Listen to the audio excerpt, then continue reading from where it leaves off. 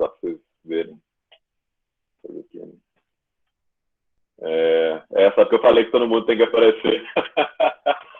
Hoje a minha internet não está cooperando. Mas eu vou tentar voltar. Vamos ver se pega no tranco.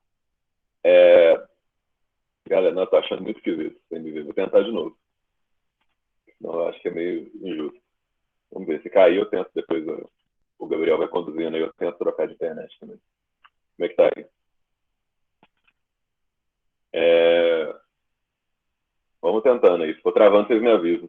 Galera, vamos falar um pouquinho sobre esse clássico da literatura norte-americana e mundial, né? Um clássico instantâneo. O Gabriel nos deu essa recomendação. E achei legal até, inclusive, a gente falar sobre ele agora em novembro, que é um mês que tradicionalmente discute a questão da consciência negra, né, em relação às discriminações étnicas. Por mais que esse livro, como todo clássico, né, ele não é um livro sobre racismo, né? Ele é um livro sobre várias coisas. E essa já é uma das questões que eu acho interessantes a serem destacadas. Eu vou destacar algumas bem rápido, para não tomar muito tempo. E lembrando que todo mundo tem que abrir a câmera, né, na hora de falar. O William, aí só você que a gente vai deixar aí na opcional, beleza? Se quiser falar, beleza, se não, tudo bem também. Assim, esse livro é um livro um pouco mais longo, né, do que a gente está acostumado. Não sei se todo mundo achou a leitura tranquila. Eu acho que é um livro que começa, pode dar uma agarrada no começo, mas depois que você entra no livro, é um livro que você fica até meio mal, assim, quando acaba, esperando que continue, e que nos desperta várias sensações, né? Uma coisa que eu queria destacar inicialmente, antes que eu esqueça, é o título, né? É um título, é um clássico exemplo de tradução de título que não funcionou muito bem, na minha opinião, mas ao mesmo tempo, se fosse um título literal, né, que é To Kill a Mockingbird, seria para matar um passarinho, né, para matar um roxinol, que aqui no Brasil seria como se fosse para matar um bem-te-vi, um sabiá, né, um pássaro bonitinho que canta bem, que não tem por que você matar. Né? Inclusive, em Portugal, eu dei uma pesquisada depois, esse título é Não Mate o Roxinol. Achei uma opção mais legal. Não sei se alguém chegou a ver isso. Depois vocês comentam aí que título vocês achavam melhor. A ideia de Um Sol é para Todos essa ideia meio que de O Sol é para Todos é uma expressão que tem a ver com para matar com uma cotovia, né? O Rodolfo falou. A tradução literal é essa, Rodolfo. Para matar uma cotovia. E aí, em Portugal, eles resolveram dessa forma, né? Eles colocaram não mate a cotovia. Né? O Sol para Todos dá essa ideia, que eu colocou de oportunidade, de meio que de igualdade. Né? Quer dizer que todos nós somos iguais sob o Sol. Né? Todos nós somos humanos e todos aí estamos julgados aí. Mas eu acho que isso não é muito o que o livro coloca.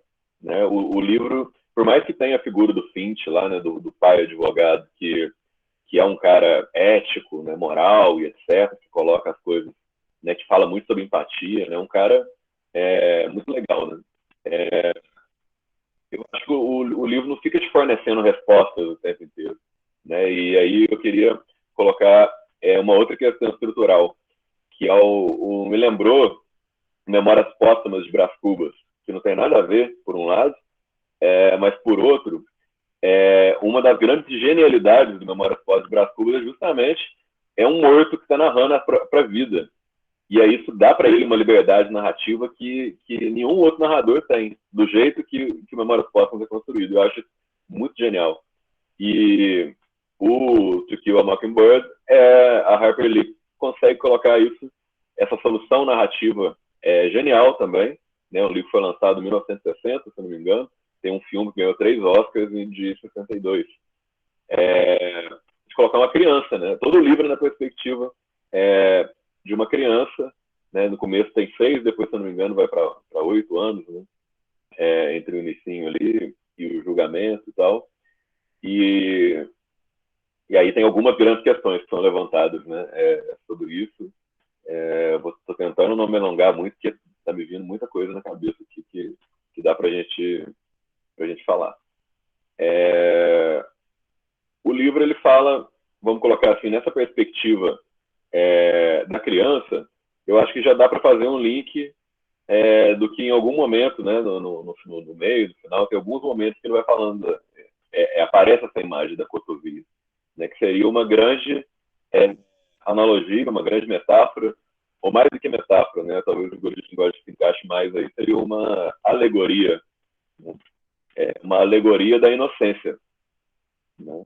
Não a inocência só no sentido legal, né, apesar disso também existir, mas uma alegoria da inocência no sentido desse olhar inaugural, né, que é tão metaforizado na maneira como a criança olha para o mundo, né? Por mais que eu não concorde tanto com isso também, e ela mesmo dá essa dica, porque não é um livro tão maniqueísta, né? Eu gosto muito de usar essa palavra para falar dos livros, né? Porque as pessoas, por mais que, né, se eu for pegar o Finch, ele tem essa coisa de ser um cara mais legal, mas ele entende o mal também, né? Ele é um cara que tem os seus problemas também, que dá para serem apontados. Depois vocês me falam o que vocês acham disso também. Mas as crianças também são muito chatas, né, cara? Eu sou uma pessoa que não lido tão bem com criança, com criança, na real. E eu fico pensando nisso, que há uma visão meio idealizada de que criança é a santa, né? E eles são muito bagunceiros, né? Eles ficam querendo lá do Ridley, né? Eles querem lá encher o saco dele, ficar fazendo bagunça, assim e tal. Mas não é no sentido de falar que eu não gosto de criança, que criança é má. Mas é que essa visão de que alguém é só ruim, é só bom, também acho que não é por aí, né? E justamente a criança tem muito esse impulso, né, do bullying, né, de ficar procurando defeitos e de se ressaltar eles. E aí a figura adulta, muitas vezes, que eu acho que é metaforizada aí pelo pai, né, que é o cara que chega e fala, ah, senta aí, né, vou te mostrar como é que as coisas são assim, ó. A gente tem que ter empatia, né? Eu acho que uma das palavras-chave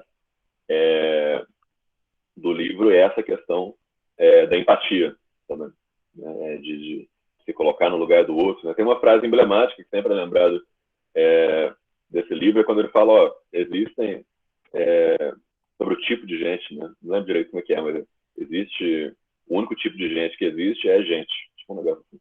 Quer dizer que as pessoas são pessoas, não tem que ficar separando tipos de pessoas, né? O único tipo de pessoa que existe é o ser humano. E só existe um tipo de gente, pessoas. Tudo bem, Aline, valeu. Isso é uma lição interessante também.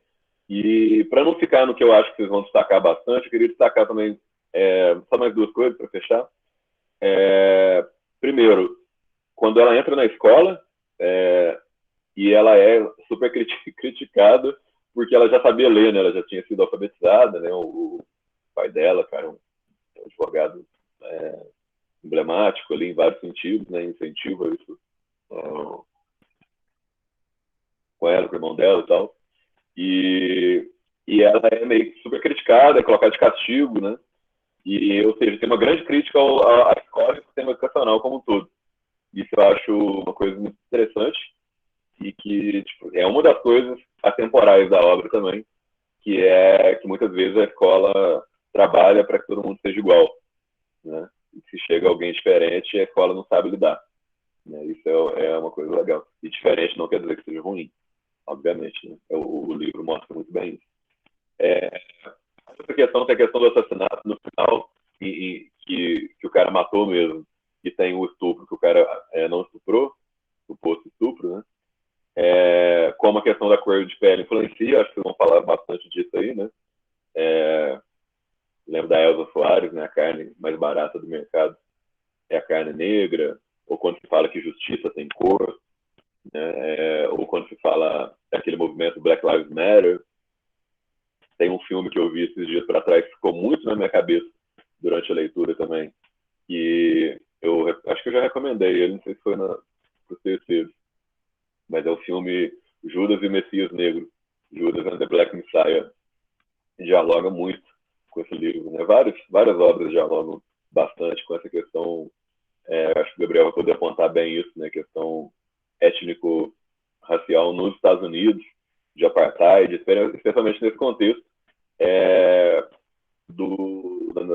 na depressão, né? Que ele é mais ou menos nos anos 30 ali, né? E ele foi lançado em 60 e é mais ou menos, né, numa cidade fictícia que poderia ser a cidade da Harper Lee, né, no sul dos Estados Unidos. O Gabriel acho que pode falar isso melhor da questão aí do sulista também e tal. E é bem biográfico, né? Por mais que seja fictício. E é muito legal da Harper, que é meio que o único livro que ela lançou. E depois teve um outro que eu não li também, que é como se fosse meio que uma continuação, não sei se alguém aí leu. Mas já virou um clássico instantaneamente, é lido em todas as escolas dos Estados Unidos e tal.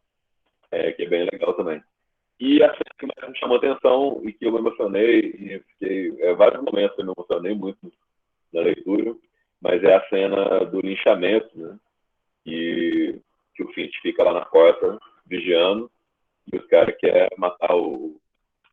Esqueci o nome dele. E aí ele se coloca, né? Os caras cheios de gente, né? O Valentão, né? Sempre vem em bando, e ele com o livro na mão, sem se defender, só com a sua ética ali. E ele é salvo, curiosamente, pelas crianças que começam a mostrar o absurdo da situação, né? Quando ele sai ali e fala, eu conheço seu filho, nossa, quando você foi em casa, não sei o quê, e aí os caras ficam sem graça mais. Né? E isso é uma coisa que me chama a atenção também, que é a crueldade das pessoas simples, né? E essa coisa da maldade, da hipocrisia, do julgamento, principalmente no contexto das pequenas cidades, né? No caso dos Estados Unidos, mas acho que serve muito para o Brasil também. Não sei se vocês tiveram essa percepção. Beleza? Já destaquei algumas coisas. Vamos conversando mais aí. Lembrando aí todo mundo, então, que tem que abrir a câmera e o áudio aí para falar, como a gente tinha combinado. Não sei se a Aline e o Gabriel, acho que falam primeiro, depois vocês. Pode ser? E aí, Aline, Gabriel, quem é que vai depois de mim? Beleza, Júlio, a gente vai colocando aí a ordem. Quem quiser ir falando primeiro aí pode ir dando nome que eu vou anotando aí, galera. Vai dando nome todo mundo aí que eu vou anotando, bom que eu fico com a lista de participação já de quem falou. Pode ser? Aline, já abriu a câmera? Vamos lá? E aí, Aline e aí, Gabriel, saudades de vocês aí. Agora vai voltar às aulas presenciais, mas acho que a gente não vai encontrar do mesmo jeito, né? Então, tá ok. Vou fazendo a lista enquanto isso. Eu abri a câmera aqui que eu tô meio rouca, assim, aí a minha voz agora tava querendo funcionar e eu vou aproveitar, porque ela tá dando umas sumidas, assim, aí daqui a pouco pode ser que eu já não tenha mais voz, então eu vou aproveitar a oportunidade.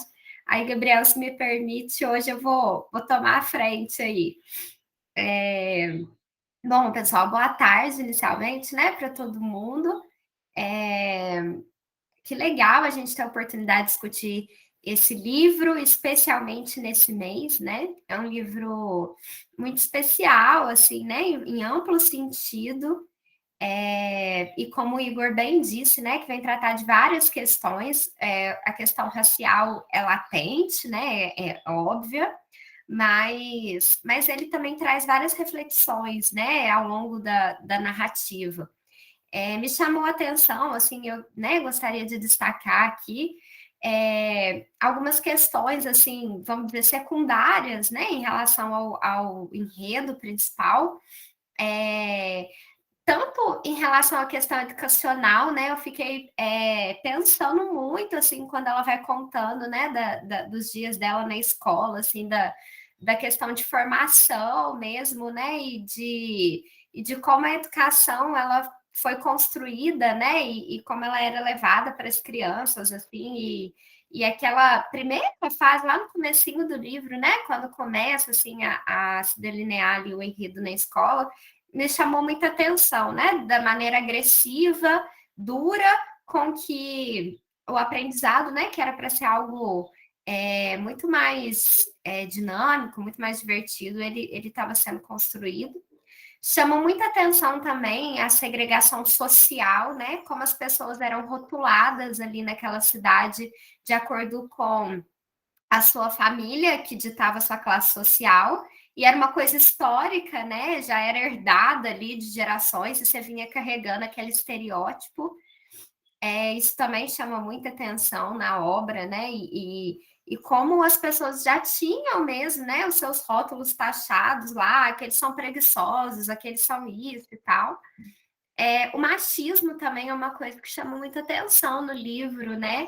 A própria menina, né? A Scott, eu não sei se eu vou falar certo o nome, assim, mas a narradora, né? A protagonista, assim, que narra a história pra gente, como ela é, né, vítima aí desse machismo e ao longo da obra, assim, né, quantas falas agressivas em relação a ela, a postura dela, ao jeito dela de ser, né, e a forma como ela deveria se comportar, deveria fazer, deveria agir. Então é um livro muito complexo, assim, amplo sentido, né? Tanto do ponto de vista social, estrutural, educacional, as relações de gênero, e, claro, aí não tem como a gente não comentar da questão do preconceito racial mesmo, né? Que vai, principalmente, né, a partir da parte 2 ali, vai dominar a obra. E aí, a esse respeito, assim, eu acho que tem muita coisa, né, que a gente poderia ter comentado. Uma das coisas também que eu acho que é interessante, que eu fiquei pensando ao ler o livro, é um livro muito duro, né?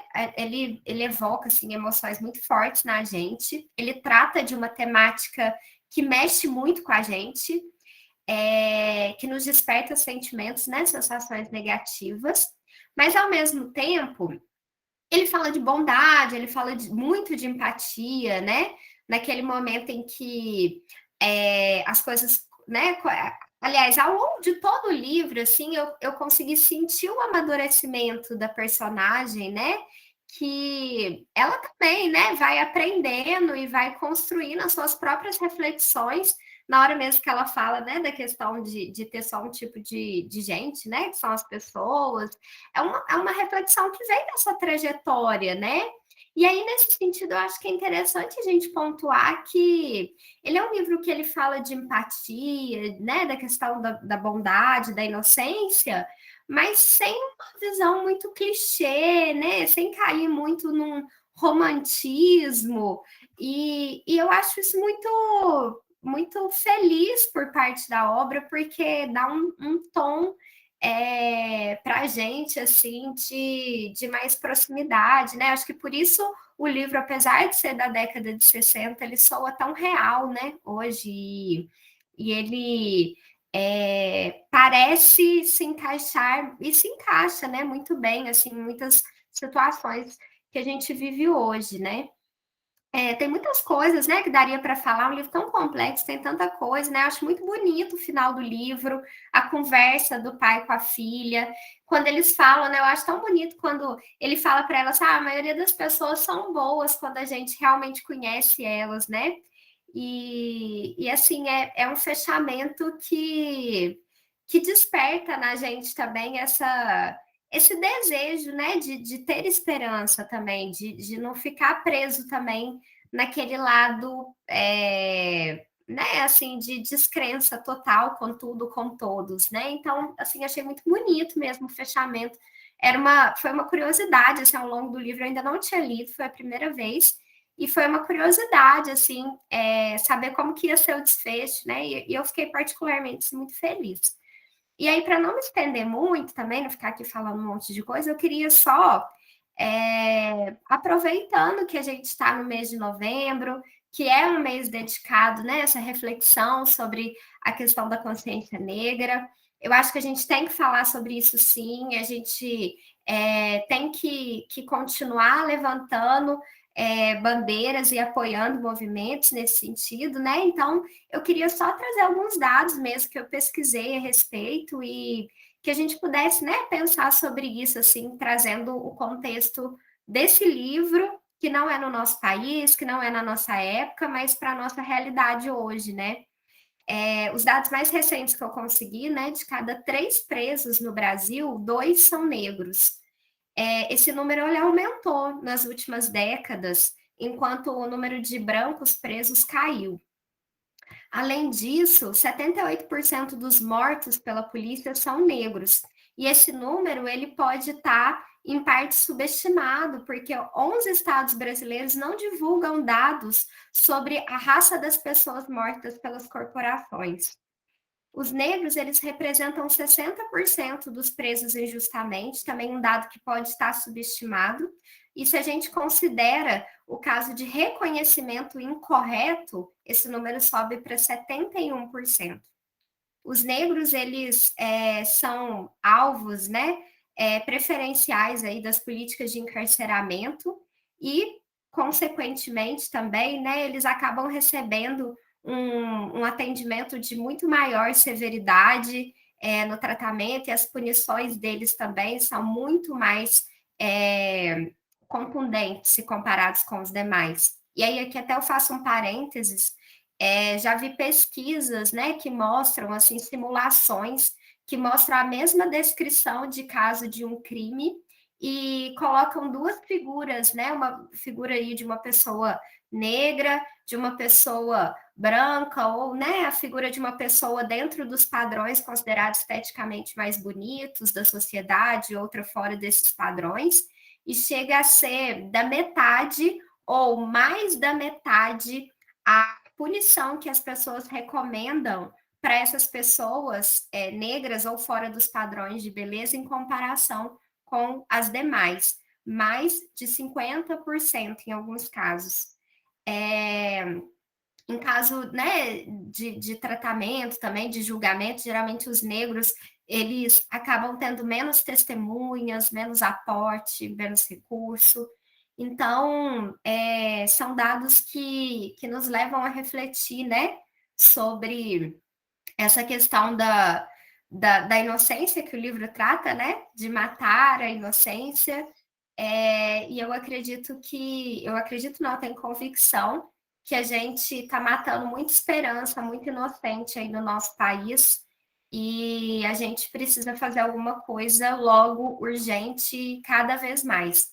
Então, eu encerro a minha fala, né, convidando todo mundo para poder, né, falar sobre isso, levar isso para a família, levar isso para amigos, para que a gente consiga cada vez mais construir uma sociedade mais justa e mais igualitária.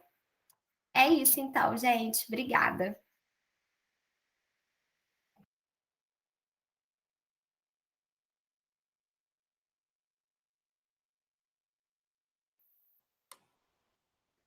Bom, boa tarde para todo mundo. Excelente fala da Aline, né? Fica até difícil continuar aqui nosso debate. Concordo em gênero e número grau com o que a Aline disse, né? Da importância de discutirmos as temáticas raciais, de colocarmos essas questões para debate, né? Em vários espaços aí que a gente frequenta.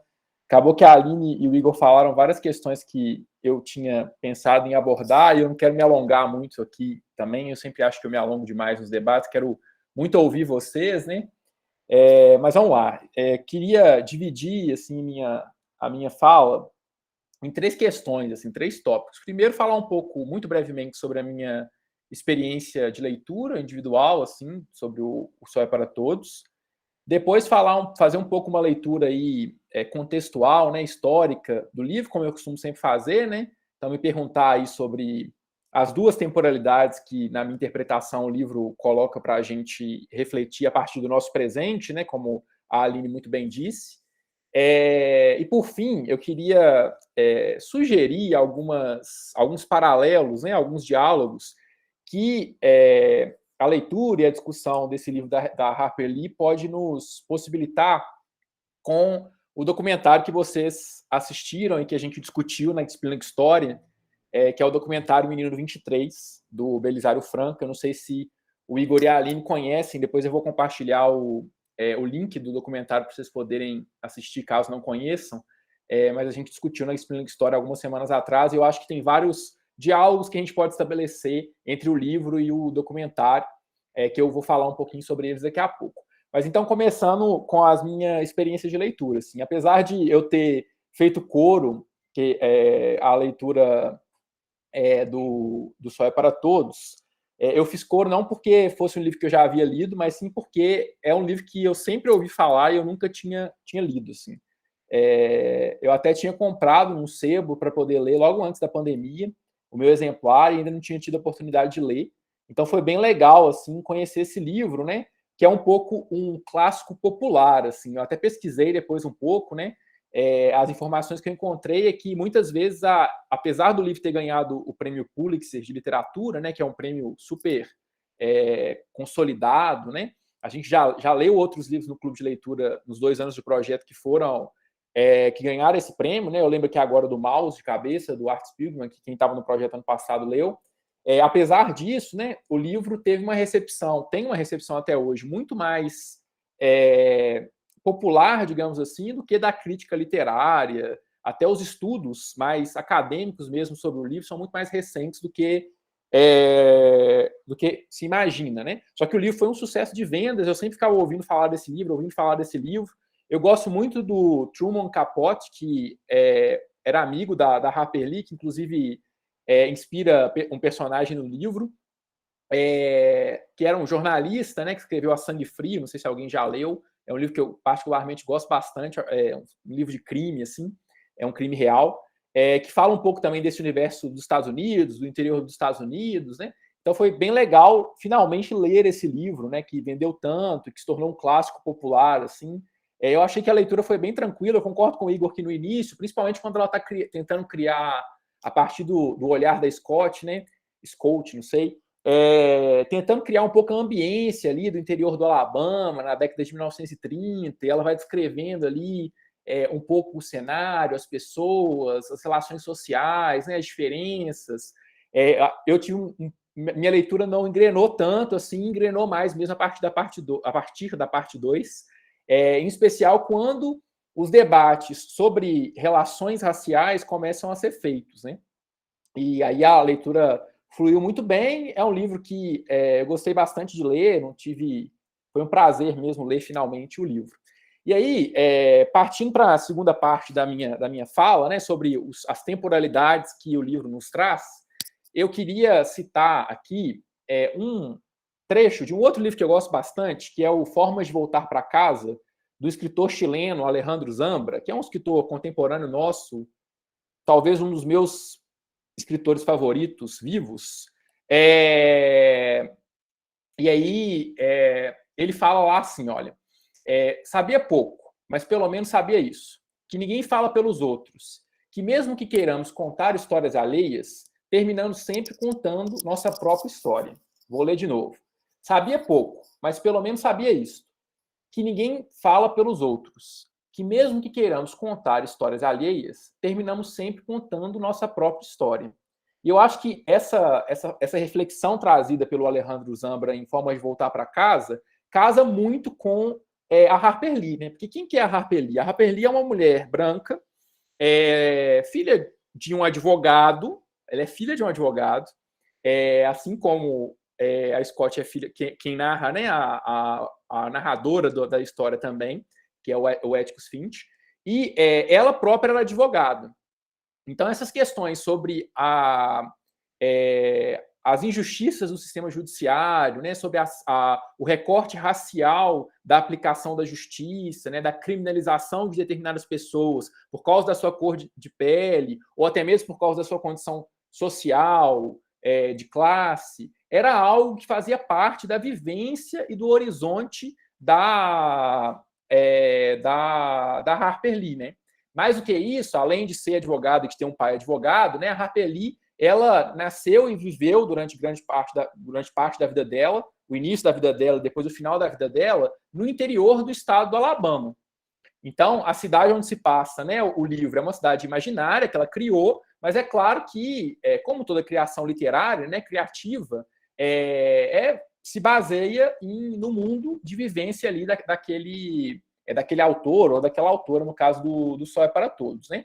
E aí é interessante pensar do ponto de vista histórico, né, do raciocínio histórico, então, essas duas temporalidades que o Sol é para Todos nos traz. Primeiro, vocês já estão acostumados a fazer isso lá na disciplina de História, espero eu, a temporalidade a que o livro se refere, que é a década de 1930.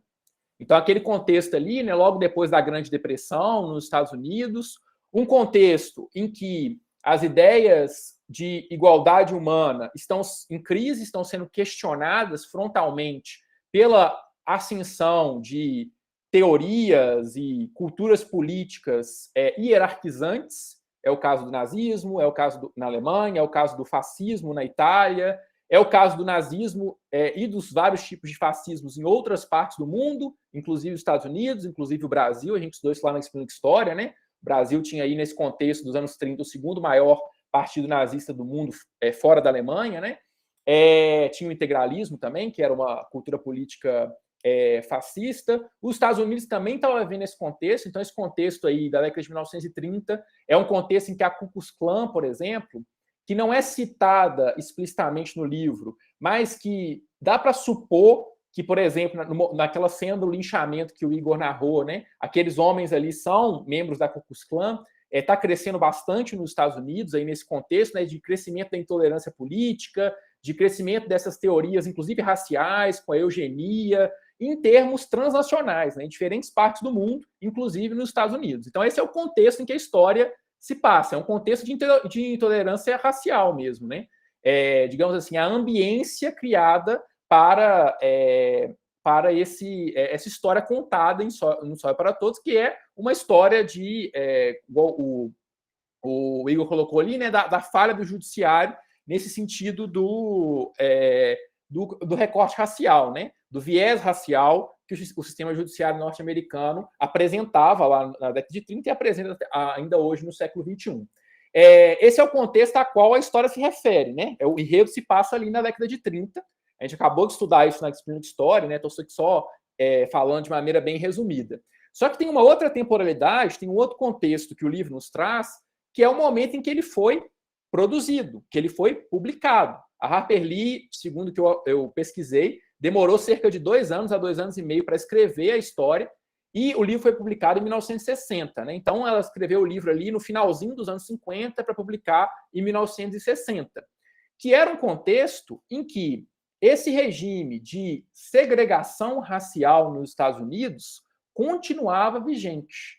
Então, percebam, né, o que eu estou querendo apresentar, que leitura que eu estou querendo apresentar, que interpretação que eu estou querendo apresentar para vocês sobre o livro, né, especificamente falando da questão racial abordada pela Harper Lee, que era uma mulher branca, formada em advocacia, uma intelectual branca, que viveu grande parte da vida dela no interior dos Estados Unidos, no interior do estado do sul dos Estados Unidos, que é o Alabama, escreveu o livro já em Nova York, né, e publicou o livro em 1960. Que existe uma linha de continuidade entre o momento em que o livro foi publicado, o contexto em que o livro foi publicado, 1960, e o contexto em que o enredo se passa, que é a década de 1930. Que linha de continuidade é essa? É o sistema de segregação racial nos Estados Unidos. Nos Estados Unidos, depois do fim da Guerra Civil Americana, lá no século XIX, os estados do sul dos Estados Unidos, os estados confederados, deixaram de ser escravistas, no entanto, criaram um conjunto de leis que regulamentavam a segregação racial. Essas leis foram chamadas de leis Jim Crow. O que significa Jim Crow? Eu vou até colocar aqui no chat. As leis Jim Crow, elas foram vigentes nos Estados Unidos de 1877 a 1964. Então, no contexto em que a Harper Lee produziu e publicou o livro, as leis Jim Crow no sul dos Estados Unidos estavam vigentes. O que eram as leis Jim Crow? Eram as leis de segregação racial. Então, aquela imagem, né, que imagino que vocês tenham, da segregação racial nos Estados Unidos, de ter espaços que só poderiam ser frequentados ou utilizados por pessoas brancas, separados de espaços que só poderiam ser utilizados e frequentados por pessoas negras, é um resultado desse sistema de segregação racial que foi instituído nos Estados Unidos no contexto pós-guerra civil americana, né, pós-abolição da escravidão, e que tornava legal, ou seja, tornava permitido, de acordo com o sistema legal dos Estados Unidos, o racismo, a segregação racial, né? São aí conhecidas, né, uma série de implicações cotidianas, práticas, entre o fim do século XIX até 1964 nos Estados Unidos, dessas leis de Crow. Por exemplo, bebedouros para pessoas brancas, bebedouros reservados para pessoas de cor. E aí uma pessoa negra não poderia beber água no mesmo bebedouro que uma pessoa branca. Assentos destinados em transporte público, né, em ônibus, para pessoas brancas, assentos destinados para pessoas negras.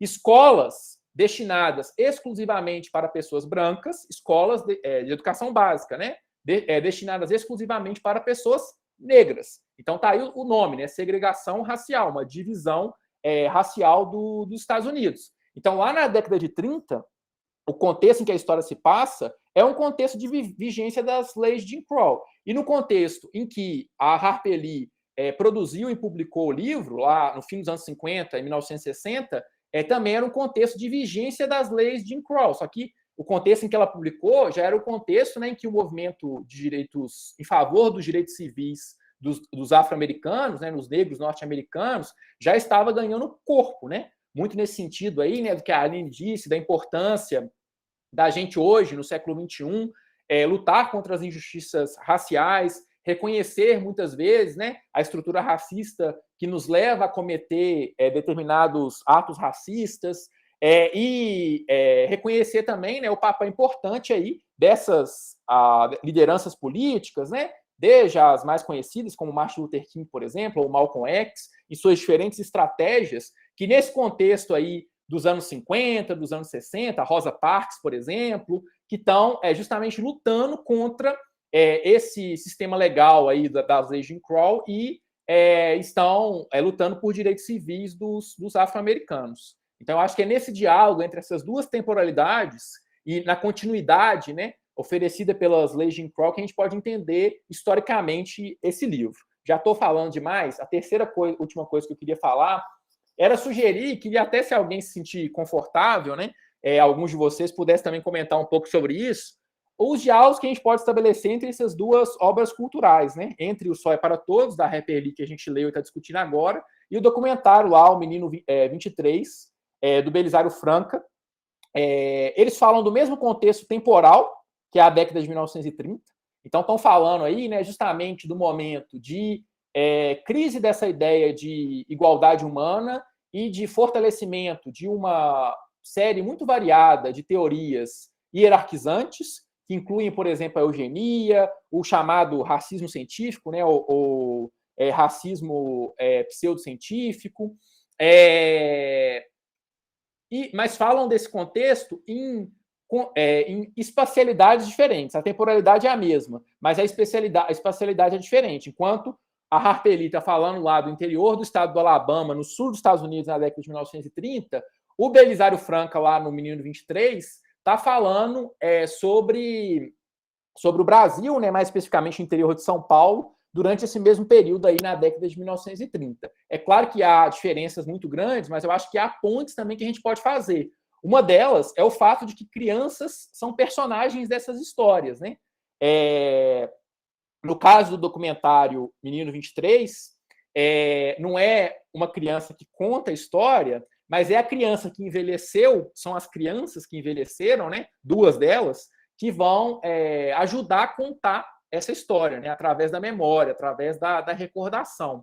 Então, eu acho que uma das maneiras, né, para além de ser o mesmo contexto temporal a qual elas se referem, uma das maneiras com que essas duas obras culturais, aí, o documentário e o livro, dialogam, é muito essa ideia da criança em situações de injustiça racial, né? No caso lá do Menino 23, a pessoa é uma vítima dessa injustiça racial, né? Sofreu lá o trabalho análogo à escravidão numa fazenda de integralistas e nazistas. No caso aqui da Scott, que conta a história do Sol é para Todos, ela é alguém que está ali presenciando esse contexto de segregação racial nos Estados Unidos na década de 1930. Então, o contexto temporal é o mesmo que os contextos espaciais sejam diferentes, às quais esses dois, o documentário e o livro, se referem. Bom, acho que por enquanto é isso. Já falei até mais do que eu queria aqui. Eu falei que ia contar meu tempo. Não sei se ficou claro a minha fala. Qualquer coisa também a gente continua conversando. Acho que a gente pode passar a palavra para vocês.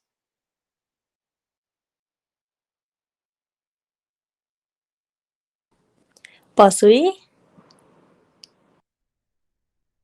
Acho que pode sim. Eu não sei, o Igor geralmente que organiza. Será que ele caiu? Não, ele tá. Não, eu estou aqui, mas minha internet está muito ruim. O Gabriel e a Aline, se dá para vocês irem chamando. Inclusive, eu entrei e saí, eu perdi a lista que eu tinha mandado no chat, eu nem sei quem que é mais. Tranquilo. Eu achei a lista aqui, eu vou mandar de novo ela no chat, mas aí eu vou organizando o movimento. Vai lá, Júlia. Boa tarde para você.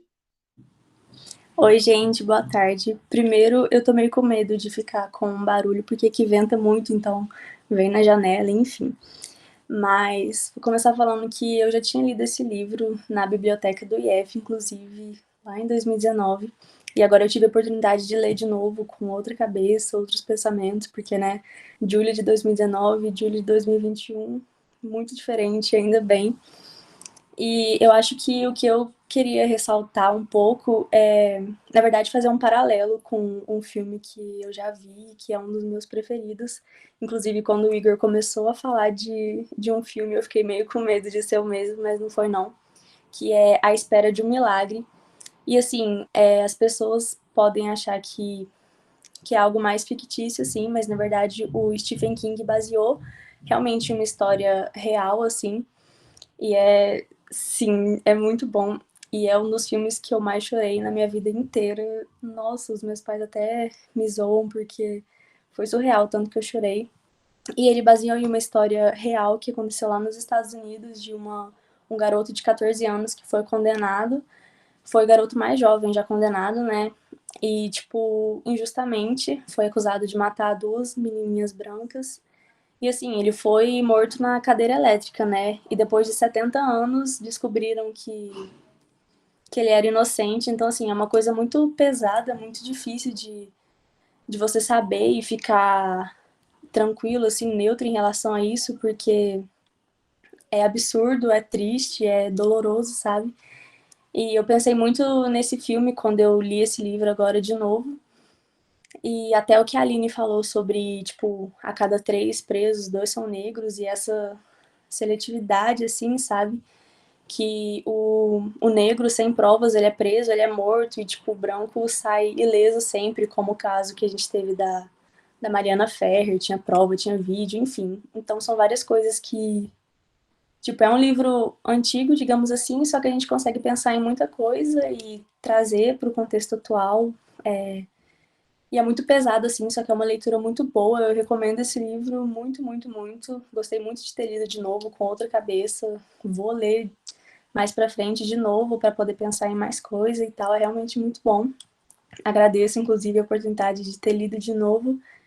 E eu acho que é isso. Eu gostei também do fato de ter sido, tipo, escrito na visão de uma criança. Não foi nem do pai dela, não foi nem do negro. Então, assim, a criança vendo isso com a cabeça que ela tem de um pouco inocente, assim, sem conhecer a maldade e os preconceitos e tal. Então, assim, eu gostei muito do livro e quis fazer esse paralelo com o filme que eu já assisti e tal, e concordo também com tudo que o Gabriel, a Aline e o Igor falaram. E eu acho que é isso da minha parte.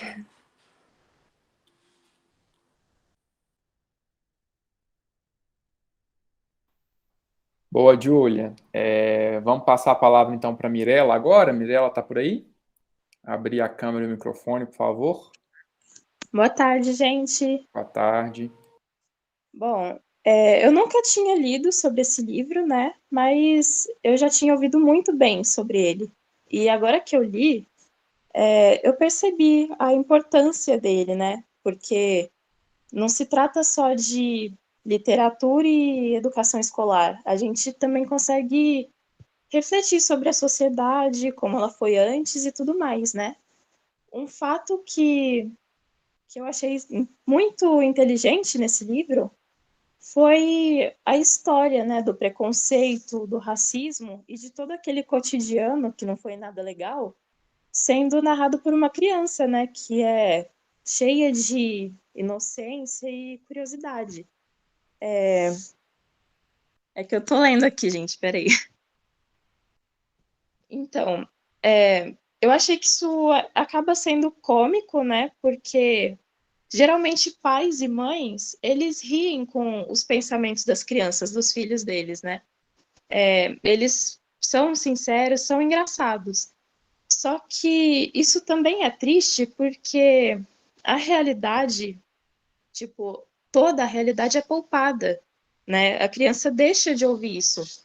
Porque a gente, por exemplo, fala para as crianças que a fada do dente vai lá buscar o dente dela e deixar o dinheiro embaixo do travesseiro, quando na verdade é a gente, né?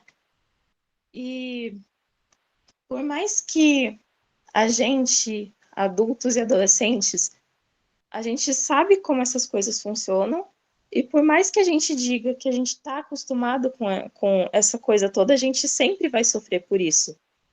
Porque assim, todos nós, como o livro fala geralmente sobre criança, né? Todos nós, adultos, adolescentes, todo mundo, a gente tem uma criança interior. E essa criança, ela é uma válvula de escape própria, né? É uma zona de conforto que só a gente tem. E conforme a gente vai presenciando toda essa injustiça, a violência física, verbal, psicológica, a gente acaba se afastando dessa nossa criança, né? E a gente deixa ela se machucar sem ter ninguém para cuidar dela. Às vezes ela acaba até morrendo, né? Tanto que essas pessoas que a gente conhece que têm traços agressivos, com certeza passaram por alguma coisa quando eram crianças. Por exemplo, aquelas crianças que já conviveram com violência dentro de casa, presenciando briga entre os pais toda hora, né? Por exemplo, a criança delas, por mais que sejam tão novas, já está ferida, né? E quando essas crianças crescem, elas se tornam agressivas também, porque essa agressividade é a cicatriz da criança interior delas. E é isso.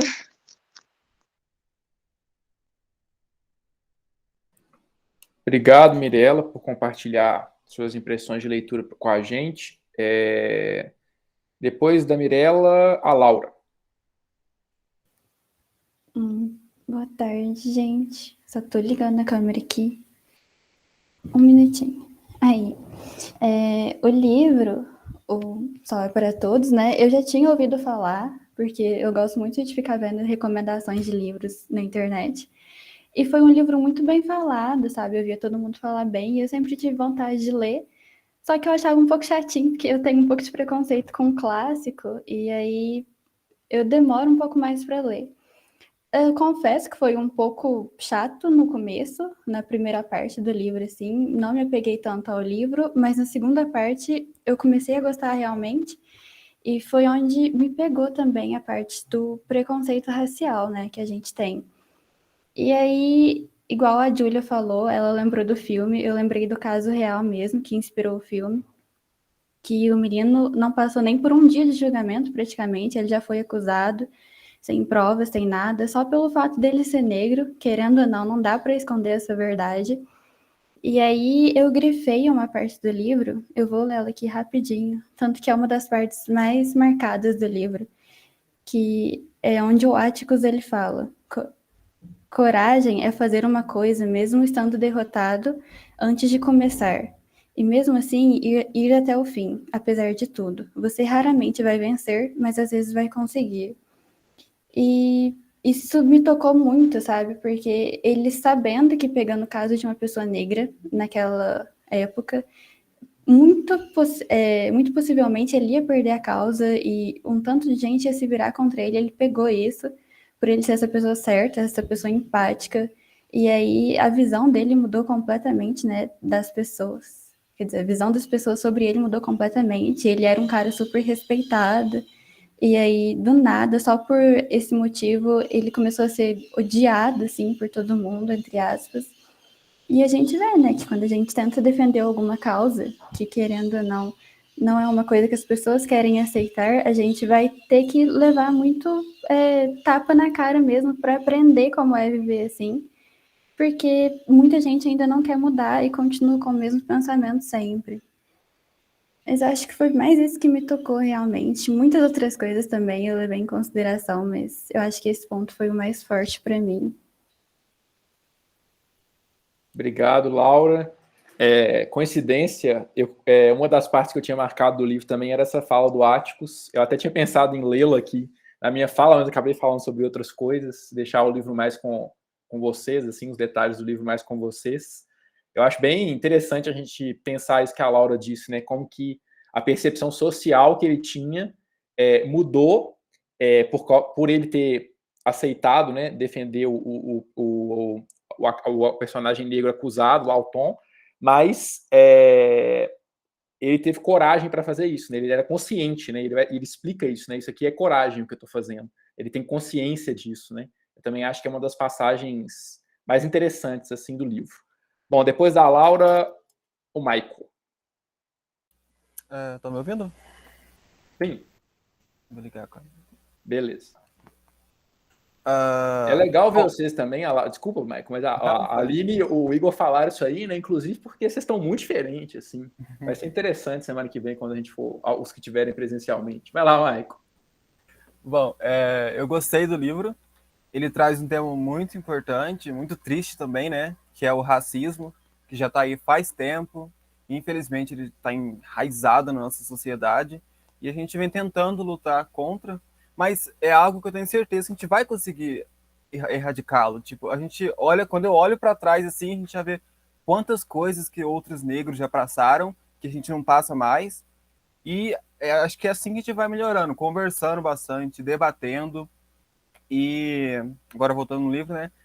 Os pontos que eu mais gostei do livro foi que é uma leitura bem boa, apesar do tema ser pesado. Eu não gosto quando taca tudo em você, tipo, muito pesado, muito massivo, já vai falando de morte, racismo, preconceito. Eu gosto quando antes tem essa preparação, como o pessoal tá falando da primeira parte, da menina contando da vida dela, do cotidiano dela. Eu gosto quando tem essa preparação, para não ir direto ao ponto, assim, para a pessoa não deixar o livro de lado. E isso me prendeu, o começo me prendeu. Eu acho que porque como foi narrado pela criança, né, foi algo mais simples, contínuo, claro. E me lembra até outro livro, que é o Extraordinário, que também é narrado por uma criança e também trata de preconceito, né, não racial, mas pela aparência do menino. E como o Extraordinário, esse livro também é uma leitura boa, não é massivo, não é pesado. A primeira parte, como eu já falei, me prendeu, porque eu achei que ela abordou bem, começou falando do cotidiano dela, como ela vê as coisas, para depois entrar na questão mais séria, que é a segunda parte, né, que é quando o pai dela pega o caso. Dá para ver que o aspecto do livro muda, dá para fazer 2 livros diferentes. E é muito triste, né, ver como é que o pai dela foi mal visto pela sociedade depois que ele pegou o caso do negro. Mas ela não arredou o pé, ela não ouviu as outras pessoas, ela ainda acreditava na inocência do rapaz. E a relação dos dois, né, do pai e da filha, da Jane, que ela chamava, eu acho muito bonito também a relação deles. Acho que esses foram os pontos que eu gostaria de citar. E eu gostei muito da primeira parte, que ela consegue tratar de maneira engraçada, faz a gente te rir, ela é muito sábia, muito inteligente. E eu gostei da primeira parte, me prendeu bastante para ter estômago para ler a segunda, que eu fico muito triste quando eu leio essas coisas de racismo. Para mim, não sei como que tá isso na sociedade, mas infelizmente a gente tem que combater com isso, né? É isso. Obrigado, Michael. Agora eu passo a palavra para a Raquel.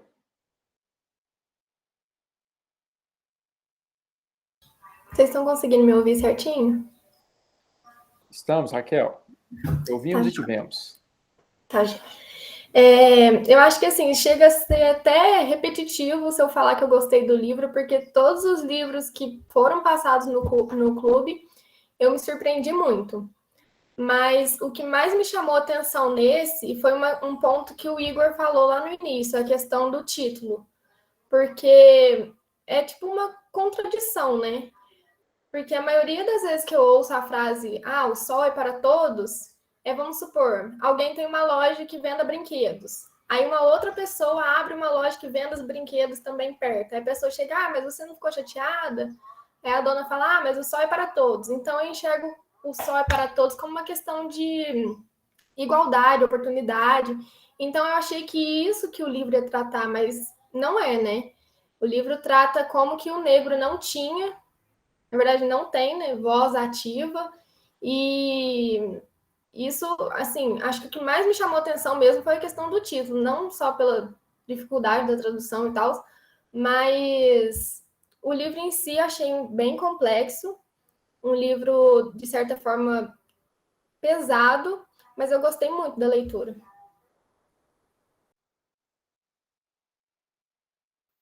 Obrigado, Raquel. Então, próximo na lista aqui é a Maria Aparecida. Tá por aí, Maria Aparecida? Tá, agora Tô sim. estamos te Boa vendo tarde. e te ouvindo. Boa tarde. Então, eu já tinha lido esse livro, né? Faz um tempo. O que me fez ter curiosidade é que eu vi o filme, né? O Sol é para Todos, e eu gostei muito. Eu gosto muito de livros clássicos. E, assim, eu acho que o interessante dele é que ele mostra essa hipocrisia, né, das pessoas na sociedade, que muitas vezes tem preconceitos, e os preconceitos, hoje em dia, eu acho que passam um pouco mais despercebidos. Eu posso estar muito enganada, né, porque eu não sou a pessoa mais certa para falar sobre isso, já que, graças a Deus, eu nunca passei por nenhuma situação de preconceito. Então, mas assim, a impressão que eu tenho é que hoje em dia é mais o preconceito, qualquer forma de preconceito, é de forma mais velada, né? Por debaixo dos panos. E nessa época em que o livro foi escrito, era de uma forma mais escancarada, tanto que as crianças, né, elas demonstravam isso no colégio que a Jen, né, e o irmão dela estudavam, tinha muita criança que era preconceituosa, né? E ainda mais naquela parte onde o pai deles pegou o caso do moço, né, negro, só por ele ser negro, as crianças começaram a discriminar os filhos dele. E também o que eu acho que assim já é uma demonstração extrema, né? Que foi acho que é Robert Ewell, não sei, eu não sei pronunciar o nome dele, mas que tenta matar, né, as crianças pelo pai deles ter defendido um homem negro. Então, é uma situação extrema e, assim, eu acho que o livro é bem pesado, né? Mas é muito bom. Eu gostei muito de ler. Obrigado, Maria. Agora a próxima aqui na nossa lista, Alice. Tá por aí? Tô aqui. Isso, te vemos e te ouvimos. A palavra é sua. Bom, o que eu tenho para falar é que eu gostei muito da narrativa, justamente por ser narrada através de uma criança de 6 anos.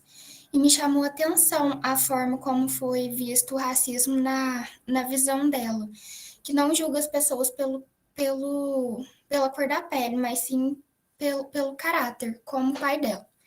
Eu achei o livro bastante focado no amadurecimento e na educação da personagem, mas o que mais me chamou a atenção foi o preconceito e a injustiça que foi contado na história. E foi nesse momento que a leitura começou a me prender. A forma como um negro inocente foi acusado por estupro foi muito forte, e depois ele ainda foi morto. E foi visível que todas as escolhas que foram feitas foi por causa do preconceito, e mesmo que foi provada a inocência do personagem. Esse livro nos traz uma grande lição de vida sobre a humanização, e é triste como ainda existem muitos casos como esse. E é isso que eu tenho para falar. Obrigado, Alice. Antes de passar a palavra para o Rodolfo, só para não ficar muito longe aqui, estou procurando. A Mariana está no trabalho, né? E ela disse que ia mandar no chat o comentário dela. Eu vou ler aqui para você, tá, Mariana? Ela disse assim, ó, o livro Não Só é para Todos, da autora Harper Lee, é uma leitura de romance que eu particularmente achei um pouco pesada, porém necessária. O preconceito é algo muito tratado no livro, desde o começo até o final. No começo do livro é deixado bem claro que a cidade de Macomb era repartida em 2 partes, e isso me chocou muito. Saber que uma cidade se dividia entre pessoas brancas e com dinheiro e famílias negras que só trabalham com serviço de braço é surreal. Muito a ver com as leis de Jim Cromwell, né? Aí a Mari continua. Um exemplo desse preconceito foi que quando a Scout e toda a sua família sofre todo o preconceito apenas por seu pai ser advogado e estar defendendo em julgamento negro. A Scott não entende muito bem, por não entender exatamente o que era preconceito. Mas nós que estudamos, muitas vezes vivemos e presenciamos ele de perto, né, o preconceito de perto, conseguimos perceber. Além do preconceito, acho que o livro trata sobre o machismo e como as falas masculinas direcionadas a mulheres mostram isso nitidamente. É interessante a Mariana colocar isso, antes de passar a palavra para o Rodolfo, né, porque eu dei uma pesquisada sobre como é que o livro é recebido nos Estados Unidos hoje, assim. Existem alguns movimentos. O livro é muito lido nas escolas, né? Acho que o Igor comentou um pouco sobre isso. Assim, hoje, né, uma leitura obrigatória, assim, principalmente no ensino médio, assim, para adolescentes, para discutir sobre questões relacionadas a preconceito racial nos Estados Unidos. E de maneira parecida com o que acontece com outros autores, né? Tem um debate sobre como esse livro deveria ser lido, porque em alguma medida, né, vários personagens reproduzem de maneira não problematizadora, ou seja, naturalizando, né, uma série de preconceitos, né? Então fala de personagens que são machistas, como a Mari apontou, mas também fala racistas, né? A própria maneira como determinados personagens são descritos ou nomeados, né? Realmente isso é algo que está bem presente assim na narrativa do livro. Então, obrigado, Mariana, pelo seu comentário. Agora passar a palavra e a imagem para o Rodolfo. Tá por aí, Rodolfo? Rodolfo já abriu a imagem várias vezes, já sei que ele está diferentão. Tô aqui. Ah lá, mudou demais. O que é isso? Rodolfo, vocês vão me ver semana que vem, vocês vão ver que a única coisa que eu mudei foi que o sedentarismo da pandemia pegou pesado aqui comigo e ganhei uns quilinhos para todo mundo. Pois é, para todo mundo. Diga lá, Rodolfo. Sobre o livro é aquilo, né? Foi bem chatinho no começo, mas depois melhorou. Acho que quando foi pegando um pouquinho mais os assuntos que o livro aborda, né? Que tem vários, né? Tem a questão racial, o machismo, também tem outras coisas, né, sobre aquela coisa que eu não concordo completamente. Acho que tem como adicionar umas linhas, né? Que o Atticus fala, né? Que nem todo mundo é completamente mal ou completamente bom, né? Todo mundo tem uma coisa que é bom. Mas acho que ele trata isso de maneira errada um tanto. Ele trata isso como uma desculpa, tá ligado? Porque não é porque alguém tem uma parte boa que você tem que simplesmente abaixar a cabeça e aceitar tudo que a pessoa fala. Tipo, com a Senhora do Boss, obviamente era errado, né? Ter aquelas ações que o Jem teve com ela. Mas também era errado ela dizer todas aquelas coisas, independentemente da situação dela. Ainda bem que no final ela deu uma melhorada lá, a ponto do Jem se importar um pouquinho com ela. Mas aí acho que isso volta no final do livro para pegar o Atticus, né? Que é quando ele fala sobre o Bob Ewell, depois que ele tá morto lá, as coisas, que ele tava louco. Só que aí o xerife, né, contradiz dele, né? Ele não tava louco, ele sabia exatamente o que ele tava fazendo. E isso acho que a gente pode voltar lá quando ele fala do Hitler, né? Que ele pergunta por que não gostava do Hitler. Ele fala que é porque ele é louco. A gente fala isso, mas não é porque ele é louco, tipo, louco, tem que pôr esse tipo de coisa, não é porque ele fazia coisas completamente irracionais. Mas ele sabia exatamente o que ele estava fazendo. Então isso não é algo que passa pano, tá ligado? Como acho que eu sabia. E acho que fico feliz que no final ele entendeu isso, porque, sinceramente, ter que o Jem, uma criança de 12 anos, com o braço quebrado, cheio de hematoma, matou um adulto, é bem inconcebível, não tem como acontecer aquilo. Provavelmente, eu acho que isso é opinião minha, né, porque não fala no livro, mas acho que quem acabou por matar o Bob Ewell foi o Arthur Radley. Ele deve ter interferido lá pelas crianças e acabou que no meio da luta não tinha outra opção e teve que matar ele. Só que por causa exatamente do Arthur ter se, vamos falar, isolado completamente de todo mundo, né, acho que fala antes lá, que é por causa das pessoas em si. Eu acho que o xerife lá e o Atticus, eles conheciam, pareciam conhecer bem o Arthur. Então acho que eles decidiram não, sinceramente, acho até que eles nunca referenciaram que foi ele que salvou as crianças. Justamente para meio que proteger ele lá, porque senão todo mundo ia acabar querendo, né, que ele saísse lá para contar a história, já que ele era o único adulto presente. Eu acho isso que o livro deixa, né, para você dar uma pensadinha muito bom também, porque tem o porquê dele ter ido, porque fala um pouquinho, né, que foi por causa acho que das pessoas, né, que elas não são realmente pessoas, nem todo mundo é bom, é por isso que ele se trancou pro resto da vida, mas não fala exatamente, tá ligado, tintim por tintim. Eu gostei disso que o livro deixa, assim, pra você, é tipo a situação do próprio Tom Robinson, né, que fala como fala, da acusação de estupro, porque provavelmente o pai chegou em casa, né, depois daquilo tudo lá, espancou a filha até quase que ela desmaiou, né, quando morreu. Aí quando ele foi procurar o xerife, ele teve que inventar toda aquela história. Tanto que aí eu acho que fica ainda mais coisa, porque ele inventou a história, ele tinha completa ciência que era falsa. Mesmo assim, ele foi atrás do Atticus por ter defendido o Tom. Provavelmente, unicamente porque ele era negro, né? Aí, vem coisa, né, que ele sabia exatamente que a história era falsa e mesmo assim foi lá. Um tanto quanto inconcebível, mas vendo tudo que o livro traz sobre aquela época, né, a violência em que eram tratadas as crianças na escola, né, com os castigos, não, castigo, como fala, físico, só porque a criança, ela meio que respondeu sem ser chamada, e tentando até ajudar a professora. É meio inconcebível, né? Mas é isso que eu queria falar aqui. Acho que eu não vou me alongar muito não, porque tem mais gente. Obrigado. Obrigado, Rodolfo. Muito legal sua fala, né? De fato, eu acho que livros que tratam dessa questão do poder judiciário, assim, da justiça, sempre colocam para a gente esses dilemas morais, né? E o Sol é para Todos coloca bastante isso, né? O próprio Atticus Finch, eu tenho a impressão de que muitas vezes ele é colocado, justamente, acho que na tentativa da Harper Lee de explorar essa questão de como que a imagem sobre ele muda a partir do momento que ele decide defender um homem negro, né, acusado de estupro. Ele é colocado um pouco como uma espécie de fortaleza moral, assim, né? Mas realmente, quando a gente vai pensar assim nos dilemas que acontecem ao longo do livro, né, são dilemas de fundo moral aí que tem essa questão do exercício da justiça, né? E especificamente do viés racial viés social que a justiça tem nos Estados Unidos nessa época e que tem no Brasil e nos Estados Unidos hoje no nosso presente, né? Antes de passar a palavra para a Débora, eu vou ler o comentário que o William mandou aqui no chat.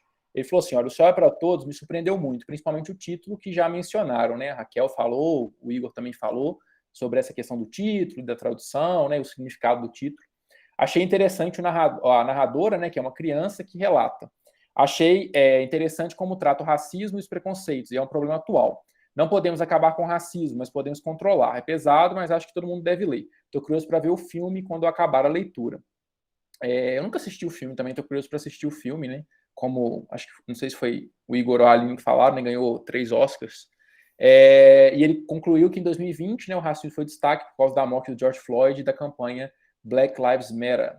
Esse é um tema que já tem alguns anos aí, né, vem em destaque muito grande, inclusive no Brasil, né, tem uma série de casos, né, eu lembro aqui de casos alguns anos atrás, como por exemplo, do Amarildo, né, lá no Rio de Janeiro, que desapareceu, né, que foi assassinado. A gente tem um caso mais recente, né, de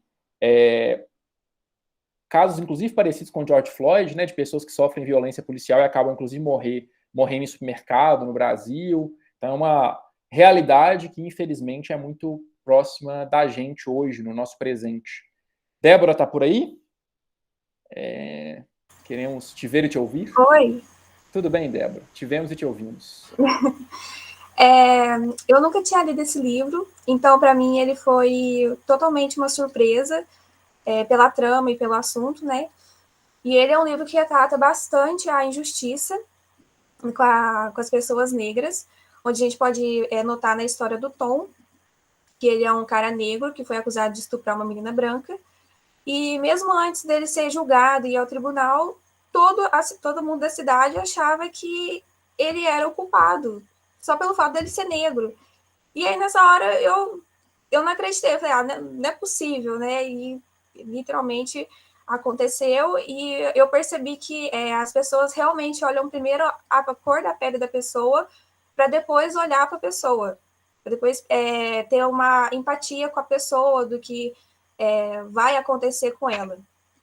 E isso é uma coisa horrível de se pensar, porque até hoje existem pessoas que fazem essas atitudes e esses pensamentos, né?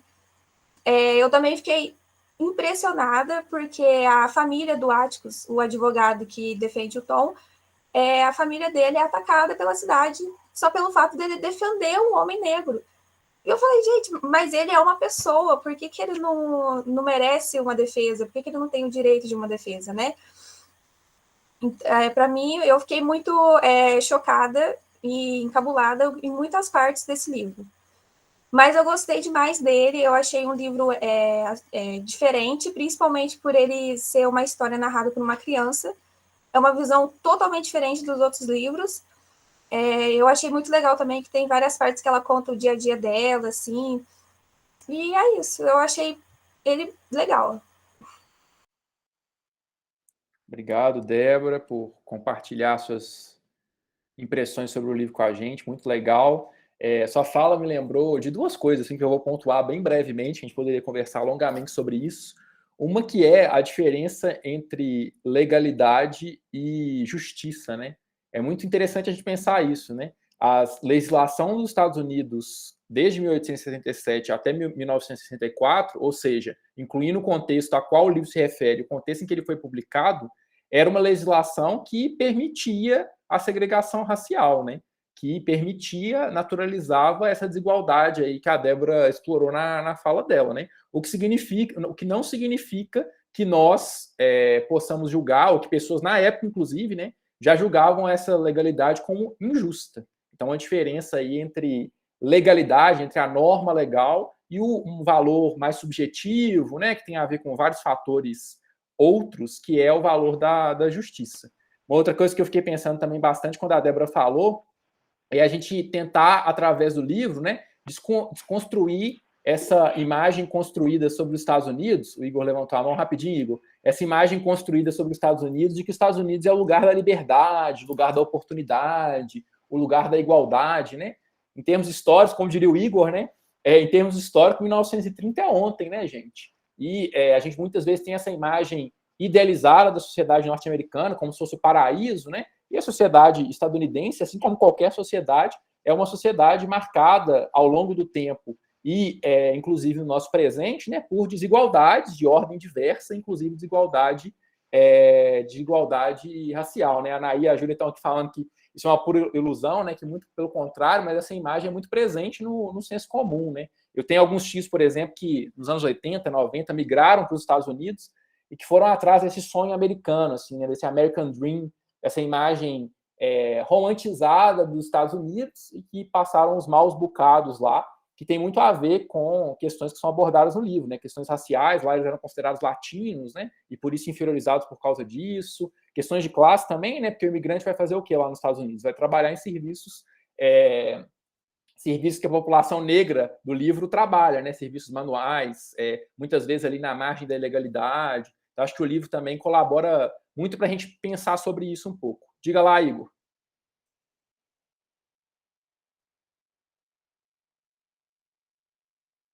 Será que o Igor caiu? Tá por aí? Só completando, não sei se vai travar meu áudio aí, porque tá bem ruim hoje. Eu fiz um comentário ali atrás, só para reforçar, de um podcast que eu gosto muito, acho que já cheguei até a falar, que é o Praia dos Ossos, que o pessoal até do Foro de Teresina que faz e tal, e ele é de um caso crítico, né, e me lembrou muito a segunda parte do livro do julgamento e o julgamento do podcast. Então, para quem gosta e também para quem não gosta de podcast, eu super recomendo, porque parece um filme, assim, foi um dos negócios mais legais que eu já ouvi, e é uma experiência muito interessante. Então, fica aí de recomendação, e tem a ver com a questão do gênero, né, da mulher e tal, mas é aqui no Brasil, fato verídico, e literalmente, esses dias para trás, né, tem poucas décadas, e é super interessante. Então, fica a dica aí, queria falar isso só para não passar em branco. Boa, Igor, boa. Já me indicaram várias vezes esse podcast, não foi só você, mas eu ainda não tive tempo de escutar. Bom, passando aqui a palavra para a Júlia, então. Vocês estão me ouvindo? Estamos te ouvindo. Estão conseguindo me ver? Eu não sei se minha câmera vai travar. Ainda não estamos te vendo. Agora estamos te vendo. Ah, sim. Desculpa por estar escuro. A minha avó resolveu mudar a casa toda de lugar, então eu tô dentro do meu quarto. Vocês ouvirem barulho de fundo é por causa que é os móveis. Bom, seguinte. Quando eu li o livro, É um assunto, né, que me tocou muito. Acho que não tem como não tocar ninguém. E o que eu pensei muito foi que isso tá tão dentro do nosso dia a dia, o preconceito, ele parece para mim que ele continua aí da mesma forma. Hoje eu escutei uma coisa de um amigo meu, né, que foi o seguinte, ele saiu ontem à noite, era 10:30 da noite, e ele foi agredido pela polícia ele é um negro, mora em um bairro, ele não mora aqui em Minas, né, ele mora em São Paulo, mora em um bairro de pessoas mais, assim, classe baixa, ele tem, assim, uma tatuagem, e ele literalmente ele foi agredido, o cachorro dele levou um chute, assim, eu já vi isso acontecer diversas vezes, eu já vi primos meus sendo agredidos, então, assim, isso é horrível, isso acontece muito, isso tá muito dentro do nosso dia a dia e não tem o que fazer.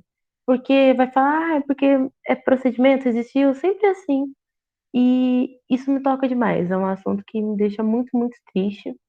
Eu tenho um relato em particular que quando eu era criança, eu tinha por volta de uns 9 anos, fizeram uma denúncia contra uma agressão física contra uma mulher e os policiais invadiram a minha casa e meu pai foi levado dentro de um camburão.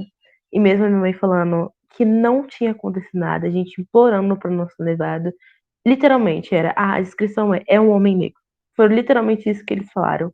Então, assim, eu já vivi isso muitas vezes. Não eu exatamente, mas sim, ou pessoas próximas a mim. Eu acho isso extremamente horrível. E a minha família, né, apesar de eu ser branca, a minha família toda é negra. Eu vejo isso toda hora. E não é uma coisa do passado, é uma coisa agora, presente, acontece toda hora. E o livro, infelizmente, isso me fez pensar muito nisso, né? Como é ruim você estar nessa sociedade e ser uma pessoa negra, você não tem voz, você não tem é, defesa, como eles querendo, né, atacar o advogado por tentar defender a pessoa só por tentar defender, por querer defender, a pessoa não tem um direito de defesa. Eu não sei se alguém aqui viu também, né?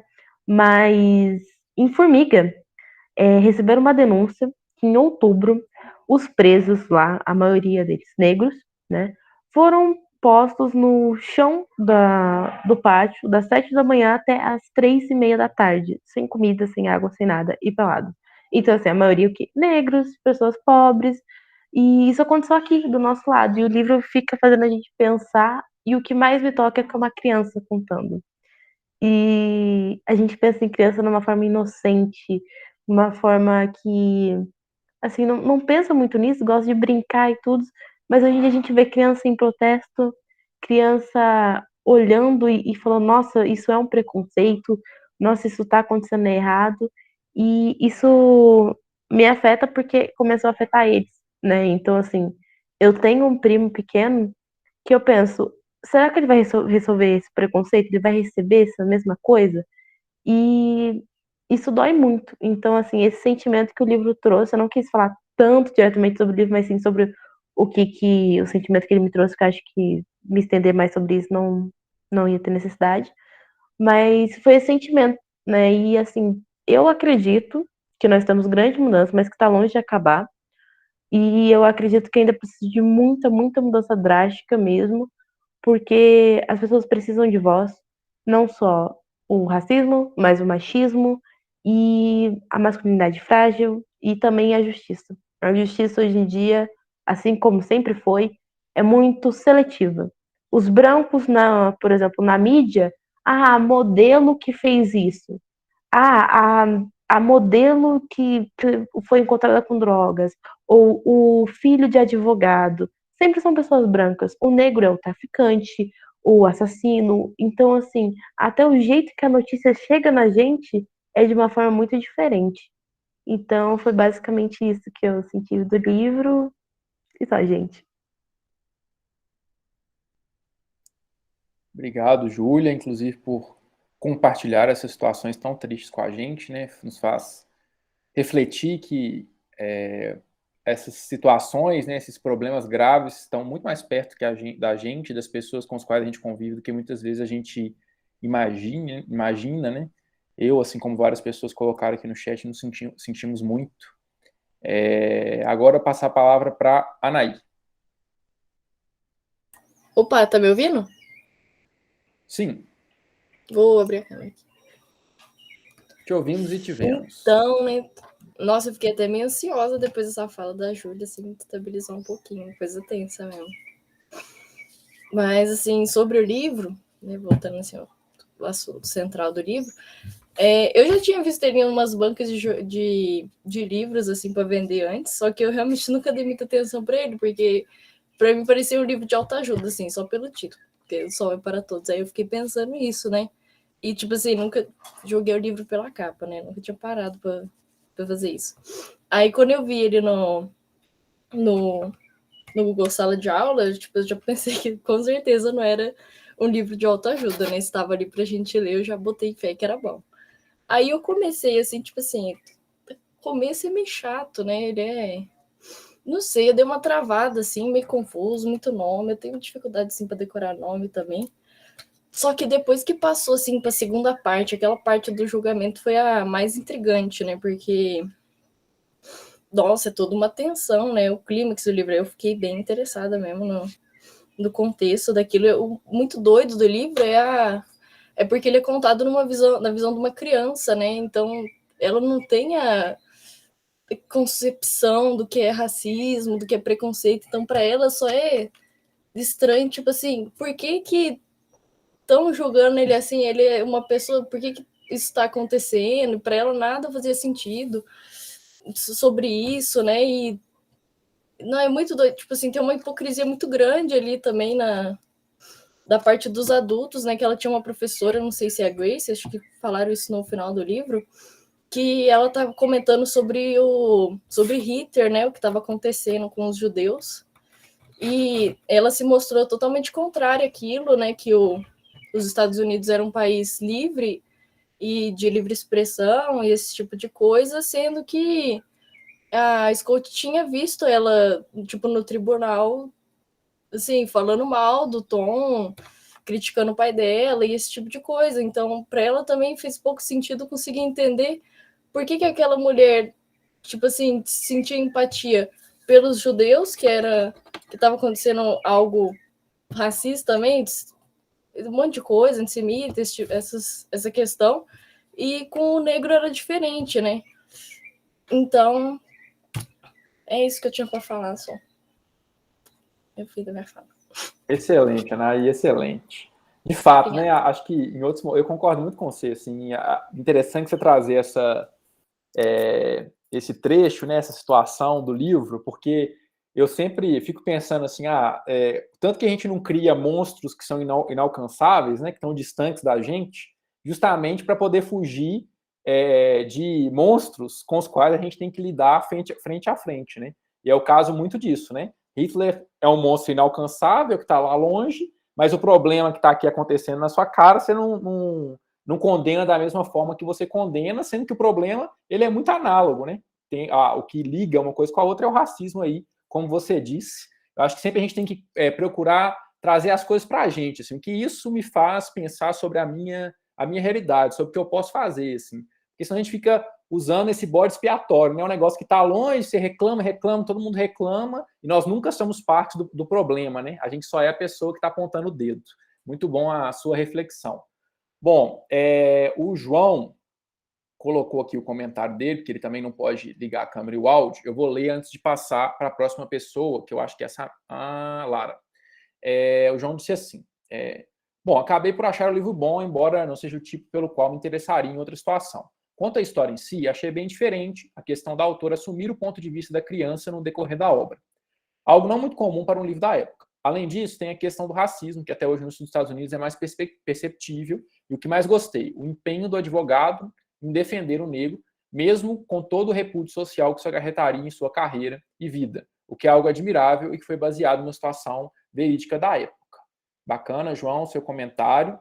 Eu vou passar a palavra, então, agora para Lara.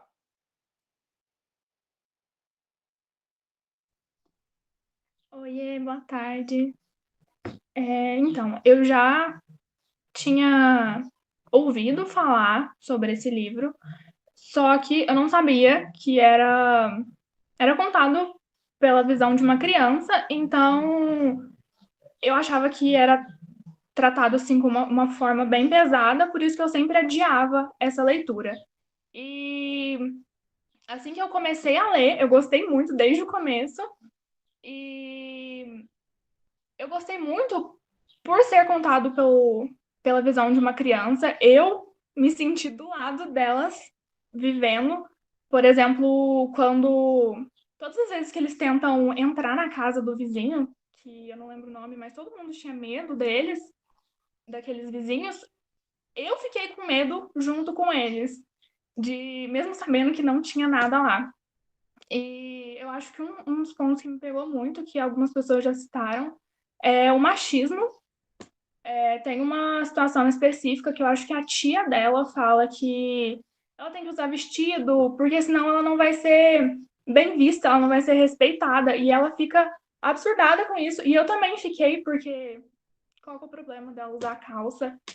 E também de ela ser xingada de coisas que ela nem sabia o que significava. Várias vezes ela pergunta pro pai dela o que significa essas coisas que xingam ela. Isso por uma escolha que nem foi dela, foi do pai dela, e também não foi nenhuma escolha errada, né? Que foi de defender o Tom. E é isso. Muito bom, Lara. A Aline está ali compartilhando da sua percepção com relação a essa questão do machismo, né, e das relações de gênero. Na hora que você falou, eu me lembrei aqui de uma informação que eu acho que ajuda a gente a pensar, né, sobre essas questões, sobre a persistência dessas desigualdades, né? Agora falando especificamente da desigualdade de gênero e da violência do machismo que foi citada pela Lara. Lá na pesquisa de tese de doutorado, eu estou trabalhando com umas fontes agora que são de jovens mulheres estudantes no Rio de Janeiro, em 1968, ou seja, 53 anos atrás, que estavam reivindicando o direito de usar calça jeans, de usar calça para poder ir para a escola, para poder ir para a faculdade, porque nas escolas em 1968 no Brasil, tanto nas faculdades, né, como nas escolas básicas, era proibido que meninas ou mulheres, né, usassem calça. Elas tinham que ir com o uniforme que era de vestido, né? Era separado aí por gênero, né? Esse debate tem uma série de repercussões, né? No vôlei, que é um esporte que eu acompanho, não tanto como gostaria, mas acompanho um pouco. Tem isso também, né? Porque as jogadoras mulheres têm que usar aqui um shortinho muito curto, que para muitas delas são desconfortáveis. Agora, alguns times estão adotando um short que parece uma mini saia, e justamente abre esse debate, né, com relação à roupa e as definições de gênero. A Aline está falando das ginastas nas Olimpíadas também, né, essa coisa do esporte, né, que mexe muito com o corpo. E, de fato, né, no livro isso está presente, né, essa diferenciação de gênero ligada a esses comportamentos ao vestuário também está presente. Então, a discussão sobre o machismo está ali também, para além da discussão racial. Muito bacana, então, o comentário da Lara. Então, passar a palavra agora para a Samira. Está por aí, Samira? Oi. Olá. Boa tarde. Boa tarde. Então, o livro ou o filme, né, eles estão envolvidos numa leveza, né? Eles têm as brincadeiras das crianças, né, as travessuras, e traz vários assuntos muito importantes para a sociedade daquela época e para a nossa também, né, com certeza. E uma parte que eu gostei bastante foi do final, porque, tipo, o Boo, ele era até mesmo temido, né, pelas pessoas. Só que quando conheceram ele, viram que ele era uma pessoa boa, uma pessoa normal, né? Apesar de ser diferente. Então, enfim, ele traz vários assuntos muito importantes e é um livro muito bom. E o filme também recomendo para quem quiser assistir.